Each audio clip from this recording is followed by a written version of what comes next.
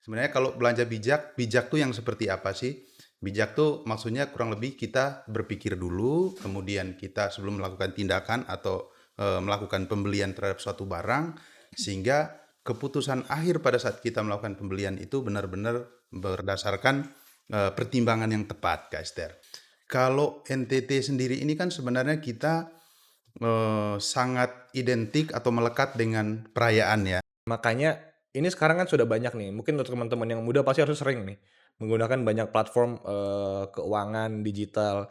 Nah itu pintar-pintarlah untuk setiap dapat penghasilan coba langsung dibagi-bagi posnya. Mhm. Ya, Konsumsi berapa, kemudian untuk ditabung berapa, langsung lah disimpan. Terus kemudian buat jajan berapa, buat beli barang-barang pribadi berapa. hmm. Dan mungkin kalau ada lebih bisa buat investasi. Belanja itu bukan soal kemampuan membeli karena punya uang atau punya duit ya, punya buying power yang kuat, bukan. Tapi ketika membeli itu ada aspek moralnya. Oh gitu. Berpikir juga orang lain, kira-kira kalau Oke. Iya. saya borong semua barang ini masih tersedia nggak untuk orang lain gitu ya.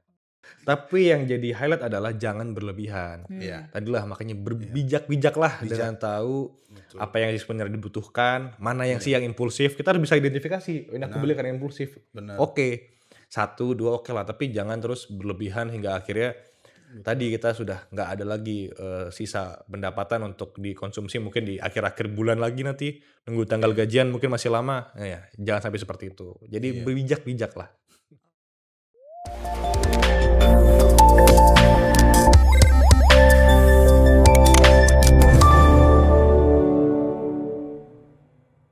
Hai Sobat Rupiah, jumpa lagi dalam podcast Bingkai Bank Indonesia NTT, omong kebijakan dan informasi. Senang sekali Esther bisa kembali menyapa Sobat Rupiah dalam podcast episode Bingkai kali ini, Hari Raya Belanja Bijak Dompet Aman. Nah Sobat Rupiah, menjelang Hari Raya Natal dan juga Tahun Baru, tentunya Sobat Rupiah sudah berpikir nih bagaimana nanti bisa merayakan Natal dan Tahun Baru dengan meriah. Tentunya Sobat Rupiah untuk merayakan Natal dan juga Tahun Baru dengan meriah, Sobat Rupiah perlu pintar-pintar untuk bisa mengatur belanja secara bijak sehingga nggak bikin kebablasan dan juga dompet jadi tipis di akhir tahun nanti. Di podcast episode kali ini kita sudah kehadiran ada Mas Bagus dan juga Kak Frans. Ini ada muda-mudi dari BINTT ya. Jadi Siap. usianya Ya, sangat dekat lah dengan Sobat Rupiah sehingga apa yang akan disampaikan ini tips and trick belanja bijak sangat-sangat bisa diimplementasikan oleh Sobat Rupiah. Nah kita mulai dulu dari Mas Bagus ya. Mas Oke, Bagus tentunya ini tahun pertama di NTT ya. tahun pertama di NTT. Oke berarti Natal dan Tahun Baru sebelumnya memang belum tahu kebiasaan di NTT seperti apa. Belum. Nah, tapi kalau dilihat dari data-data yang mungkin sudah ada dari tahun-tahun sebelumnya, pola belanja di NTT itu seperti apa sih Mas Bagus di momen Hari Raya Natal dan juga Tahun Baru? Oke, makasih Mbak Esther. Mungkin sebenarnya kalau cerita pola belanja nih harusnya sebelah saya Mas Fransi lebih ahli dia cerita ya. Tapi mungkin kalau kita lihat data inflasi ya, data inflasi biasanya di akhir tahun tuh memang harga-harga cukup tinggi. Kenapa? Karena ada beberapa dinamika. Dari permintaan ya, dari permintaan karena ada perayaan Natal pasti akan naik tuh untuk barang dan jasa. Contoh kebutuhan untuk bahan pokok, kemudian juga mungkin seperti Mas Frans biasa memberikan hadiah untuk sahabat terdekatnya, ya mungkin lebih dari satu 2 3 kan banyak beli banyak Iya, barang. Nah itu bukan hanya pasti di Kupang, mungkin oh di bukan hanya di daerah Kupang ya. ya. Nah, Iya, itu pasti juga akan memicu harga-harga untuk naik. betul. Selanjutnya juga mungkin untuk perayaan-perayaan. Saya nggak tahu sih sebesar apa perayaan Natal di NTT. Kupang ya, iya. atau di NTT untuk saat ini nih tahun pertama saya juga penasaran sih sebenarnya. Tapi secara umum demikian. Di sisi lain juga ada gangguan-gangguan cuaca tuh memang di akhir tahun tuh biasanya musim hujan kan ya, Oh iya, betul. musim hujan. Nah itu tuh bisa jadi ada yang tanam cabai kehujanan jadi gagal panen. Mm-mm. Terus bawang merah mungkin juga sudah habis musimnya, terus tambah lagi hujan jadi nggak bagus bawangnya. Terus mungkin untuk jadwal kapal mungkin juga jadi sedikit agak susah nih, apalagi kalau lagi badai. Nah itu juga jadi pemicu inflasi dari sisi supply bahasanya. Nah Oke. itulah mungkin beberapa dinamika itu, makanya di akhir tahun ini kita Bank Indonesia bersama TPID perlu extra effort lah untuk ngeliatin inflasi ini apa yang perlu akomodir sehingga nggak terlalu tinggi. Oke, kalau tadi Mas Bagus menjelaskan kan dari cuaca, kemudian juga dari kondisi pertanian, dari hasil panen. Tapi kalau dari tren masyarakat sendiri, pola konsumsinya seperti apa? Menjelang akhir tahun pasti akan lebih konsumtif ya, akan lebih konsumtif. Nanti kita bisa lihat nih, biasanya di GB itu kan ada memantau, indeks keyakinan konsumen ya, indeks penjualan eceran itu emang biasanya akan naik di akhir tahun. Ditambah lagi memang karena ini momen untuk dirayakan, pemerintah pun juga memberikan banyak dukungan gitu ya, misalkan diskon tiket pesawat dan seterusnya. Jadi pasti memang tren akan naik sih untuk konsumsi. Oke, berarti kalau dari data seperti yang sudah disampaikan Mas Bagus tadi digambarkan seperti itu. Nah, mungkin kita ke Kak Frans ya. Kak Ya, Frans kan kalau Mas Bagus ini tahun pertamanya jadi belum bisa melihat Natal tahun-tahun sebelumnya seperti apa. Kalau Kak Frans kan putra daerah asli ya, jadi ya, sudah bertahun-tahun lah ya. di merayakan Natal di Kupang. Mungkin juga sebelumnya tidak di Kupang tapi sudah bisa tergambar lah dalam 3-5 tahun terakhir ini seperti apa. Kalau yang Kak Frans lihat sendiri, kira-kira pola belanja dari kita di NTT menjelang hari raya itu seperti apa? Kemudian mungkin ada hal-hal yang sebenarnya bisa untuk kita benahi lagi ke depan sehingga bisa lebih bijak lah dalam berbelanja khususnya anak-anak muda. Ya, baik, terima kasih. Selamat pagi, Kak Esther. Jadi, ini kan kita konteksnya bicara mengenai belanja bijak atau bijak berbelanja ya. Tapi Iya. sebelum saya ke situ, saya mungkin menjawab dulu tadi pertanyaan Kak Esther. Bagaimana sebenarnya kebiasaan kita di NTT menjelang perayaan Natal, kemudian perayaannya yang seperti apa? Saya pikir mungkin tadi sebagian sudah dijelaskan oleh Mas Bagus. Jadi memang kalau secara tren betul, menjelang Natal itu memang konsumsi kita akan lebih meningkat. Tapi justru disitulah sebenarnya kita pengen menyoroti, di samping misalnya menjelang akhir tahun konsumsi meningkat, di situ juga sebenarnya kita perlu lebih hati-hati untuk spending money, untuk mengeluarkan uang untuk belanja. Nah, sehingga nyambung dengan konteks kita pada pagi hari ini, kita bicara mengenai belanja bijak. Sebenarnya kalau belanja bijak, bijak tuh yang seperti apa sih? Bijak tuh maksudnya kurang lebih kita berpikir dulu, kemudian kita sebelum melakukan tindakan atau melakukan pembelian terhadap suatu barang, sehingga keputusan akhir pada saat kita melakukan pembelian itu benar-benar berdasarkan pertimbangan yang tepat, Kak Esther. Kalau NTT sendiri ini kan sebenarnya kita sangat identik atau melekat dengan perayaan ya. Mungkin kalau sekarang tuh dibilangnya pesta ya.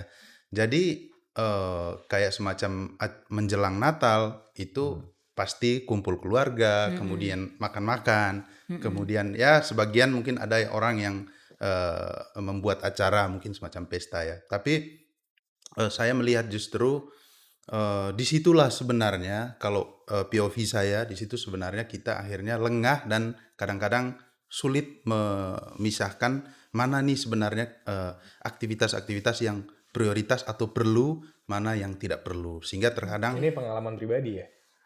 Pernah juga. pernah Pengalaman juga pribadi? dan juga pengamatan saya lah, Oh, Mas Bagus. pengalaman. Nah, ya, sehingga saya melihat juga di situ Kak Esther kita cenderung terjebak dalam euforia-euforia, kemudian Iya. kegiatan-kegiatan yang sifatnya seremoni, sehingga akhirnya ya bijak yang tadi saya sampaikan dalam tanda kutip bijak misalnya untuk memutuskan belanja yang tepat berdasarkan kebutuhan, berdasarkan priority itu kadang-kadang menjadi dikesampingkan gitu. Hmm. Sehingga ya tapi itulah kita masyarakat NTT ya tidak bisa dipisahkan dengan yang tadi acara seremoni. Karena itu sudah menjadi semacam tradisi ya atau Iya. kebiasaan. Ya, Oke, mungkin jadi seperti sebenarnya itu. mungkin kumpul-kumpulnya itu sangat bagus pas Natal, tapi mungkin apa namanya kita tuh merasa bahwa pada momen itu harus betul-betul kayak semuanya beli ini beli itu Iya. kayak gitu ya. Padahal kan bisa untuk hari ke depan. Iya, bahkan seperti ini Kak Esther. Bahkan kita itu di NTT khususnya kalau saya sendiri juga merasa ya. Iya, Kita bahkan sering terjebak dalam istilah menjelang Natal dan Tahun Baru semuanya harus baru. iya Mungkin pernah betul. dengar istilah itu ya. Iya, Padahal sebetulnya menjelang Natal, menjelang Tahun Baru ini kan identik dengan perayaan spiritual, ibadah gitu yang harusnya kita persiapkan mungkin hati kita atau ya mungkin hal-hal yang barulah yang sifatnya untuk membangun gitu ya dari dalam diri kita, bukan materi atau barang yang kita selalu upgrade atau selalu baru. Nah, di situ yang kadang-kadang juga menjadi hal yang ya terjadi di kita di NTT itu, Mbak Esther. Oke, Ya. jadi apalagi anak muda ya, biasanya kan Hmm. kalau kita lihat apa namanya tren di sosial media, maunya Mm-mm. kita juga ikutan seperti itu, FOMO ya. Oh Kalau iya, ya, kalau ya. bahasanya teman-temannya Kak Frans FOMO ya, FOMO ya. Jadi betul. Apa panjangannya Mas Frans? Apa Kamu tahu ya? panjangannya? fear of missing out ya, kalau Iya, saya Oh nggak ya, salah ya. keren, betul betul.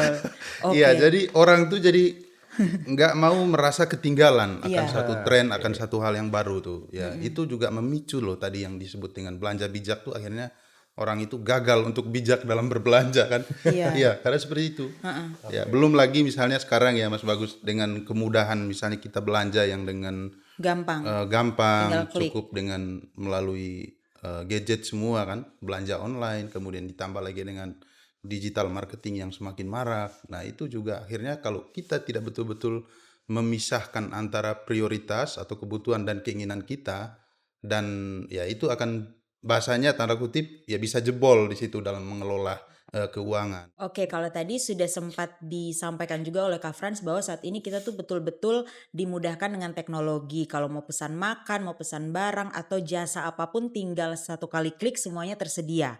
Nah, kita ke Mas Bagus. Tentunya dengan kemudahan ini akhirnya Sobat Rupiah tidak jarang ada yang kebablasan. Jadi mungkin uang bulanan yang harusnya 1 bulan jadinya baru setengah bulan sudah habis seperti itu. Tentunya membutuhkan tips dan juga trik dari Mas Bagus dan juga Kak Frans. Kira-kira bagaimana sih baiknya sehingga kita bisa berbelanja dengan bijak? Silakan Mas Bagus. Oke, makasih Mbak Esther. Tadi Mas Frans sudah cerita ya, belanja bijak tuh apa definisinya menurut beliau nih ya.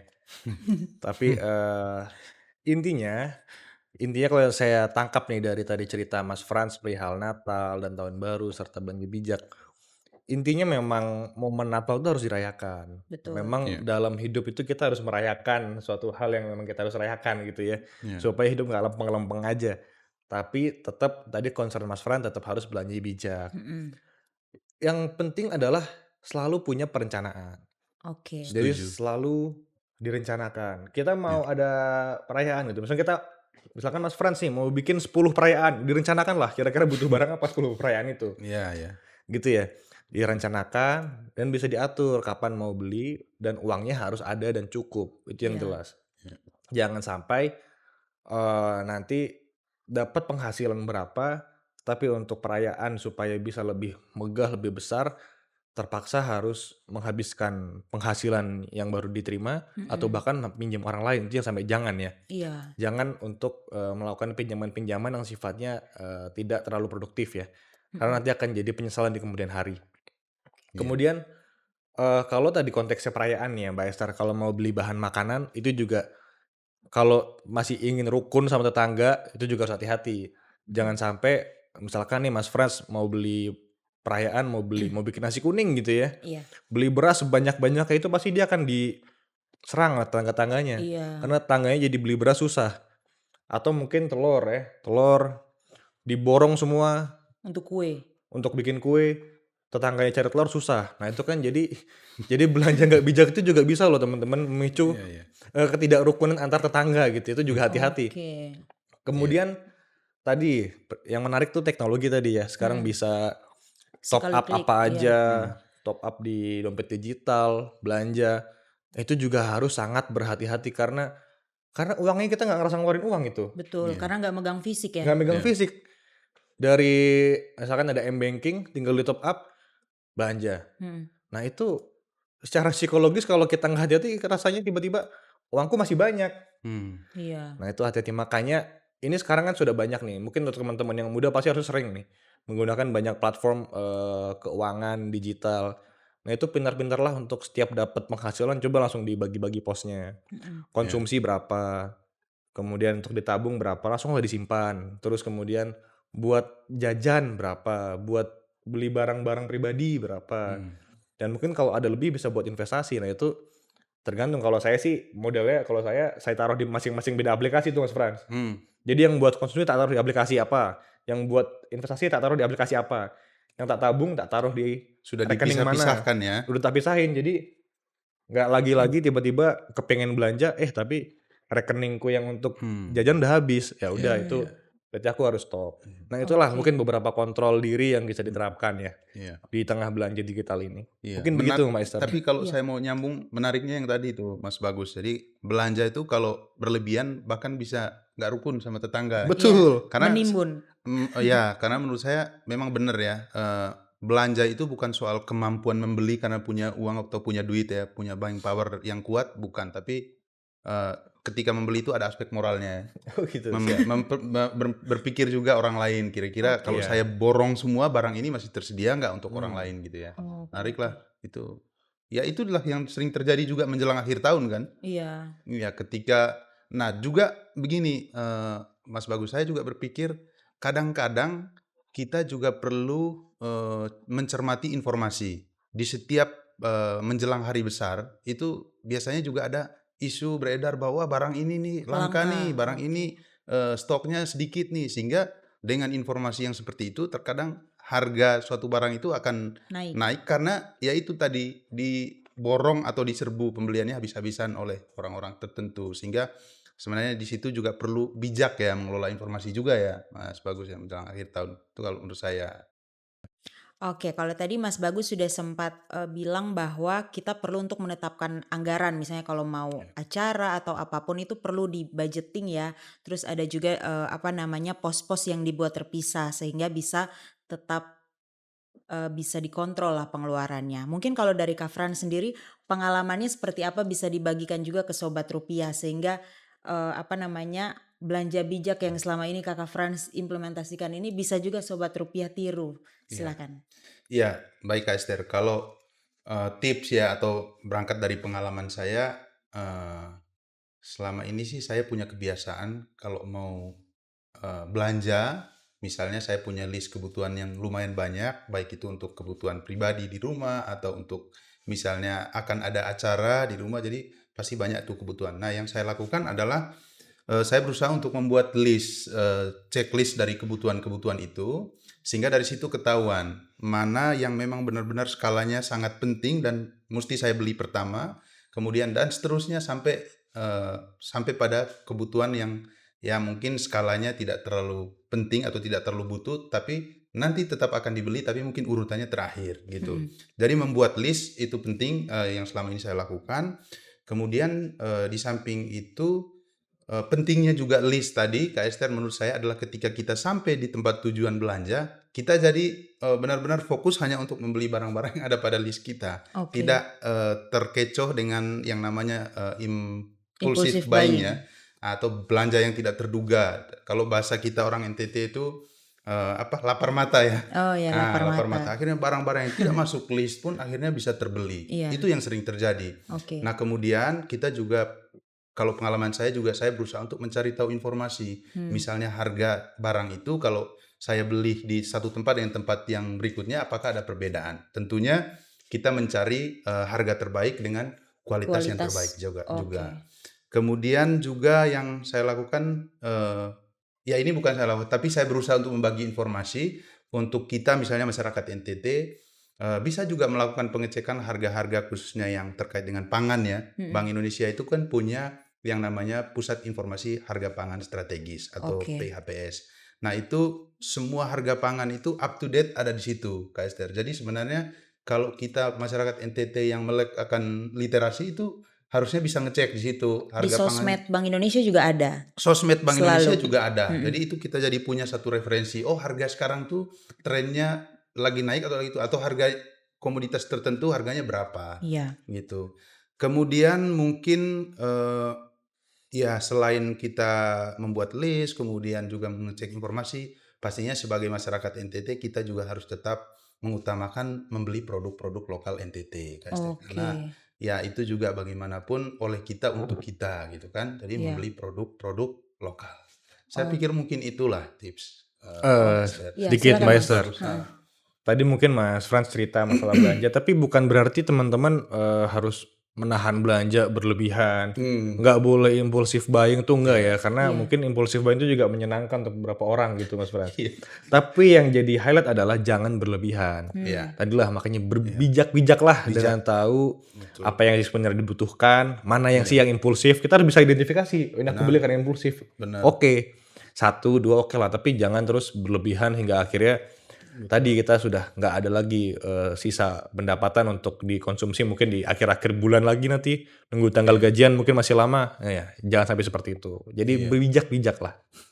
Oke. Kemudian menentukan alokasi budgetingnya juga ya, Budgeting. Mas Bagus. Menentukan limitasi, misalnya menggunakan aplikasi dompet digital atau Banyak ya pembayaran. sekarang aplikasi Iya. financial tracker ya namanya. Iya, jadi sebaiknya kita membuat limitasi pengeluaran. Kita menentukan dalam satu periode kita sekian lah kita mengalokasikan budget. Misalnya hari raya boleh lebih sedikit dari bulan-bulan sebelumnya tapi ditakar ya. Iya. Kira-kira naik berapa persen saja dari biasanya dalam bulan-bulan yang tidak Iya. merayakan perayaan apapun. Jadi aturlah dengan bijak itu intinya. Bijak. Oke. Nah, Sobat Rupiah, tadi kita sudah mendapatkan banyak sekali insight dari Mas Bagus dan juga Kak Frans berkaitan belanja bijak jelang Hari Raya Natal dan juga Tahun Baru. Sekarang tidak terasa kita sudah berada di penghujung podcast Bingkai. Kira-kira dari Mas Bagus dan juga Kak Frans ada yang mau disampaikan, tidak mungkin 1-2 kalimat lah berkaitan dengan belanja bijak atau mungkin berkaitan dengan transaksi digital dan lain sebagainya. Mungkin dari Mas Bagus silakan. Mbak Esther boleh nggak? Tadi kan saya dulu nih, boleh nggak Iya. Mas Frans dulu biar saya simpulkan aja Boleh, gitu. boleh. Silakan Kak Frans. Iya. Oke, Sobat Rupiah, jadi tadi kita sudah ngobrol banyak hal mengenai bijak berbelanja. Pesan dari kami, kita harus tetap bijak dalam mengelola keuangan, menentukan skala prioritas kita sebelum berbelanja, dan khususnya menjelang akhir tahun, menyambut Natal dan Tahun Baru, kita harus keluar dari harus keluar dari mindset kita ya, bahwa menjelang Natal dan Tahun Baru itu semuanya harus serba baru. Justru sebenarnya menyambut Natal dan Tahun Baru yang harus baru itu adalah cara berpikir kita, kemudian cara kita mengelola finansial, kelola keuangan kita, itu yang harus selalu baru dan harus selalu update dengan informasi. Mungkin itu pesan dari saya. Terima kasih. Oke, silakan Mas Bagus. Oke, makasih Mbak Esther. Tadi Mas Frans sudah simpulkan ya, memang perayaan Natal Tahun Baru ini kita harus rayakan. Kita harus rayakan hidup gitu ya. Tapi teman-teman jangan khawatir, selama kita semua berbelanja bijak, harusnya tetap semua orang akan bahagia gitu ya. Tadi nggak ada tetangga yang marah, Ya. nggak ada orang yang tiba-tiba butuh uang terlalu banyak. Dan semua bisa menikmati acara Natal dengan hikmat dan merayakan Tahun Baru dengan meriah. Dan juga jangan khawatir karena di NTT sendiri juga Bank Indonesia bersama dengan pemerintah daerah selalu bersinergi untuk mengendalikan inflasi. Dan memang akhir tahun ini juga jadi concern kami Mbak Esther. Kami di akhir tahun ini tentu akan extra effort untuk mengendalikan inflasi. Pasokan dipastikan akan meningkat. Kemudian untuk operasi pasar, untuk fasilitasi distribusi pangan itu juga kami dorong. Jadi semua jangan khawatir. Mari kita nikmati akhir tahun ini dan siap-siap sambut 2026 yang lebih cerah ya Mas Frans ya. Ya, sepakat. Makin gitu Mas Esther. Oke, baik. Terima kasih Mas Bagus dan juga Kak Frans untuk tips dan trik untuk Sobat Rupiah ya. Jadi nanti bisa merayakan Natal dan Tahun Baru dengan meriah, tapi tentunya dompet aman.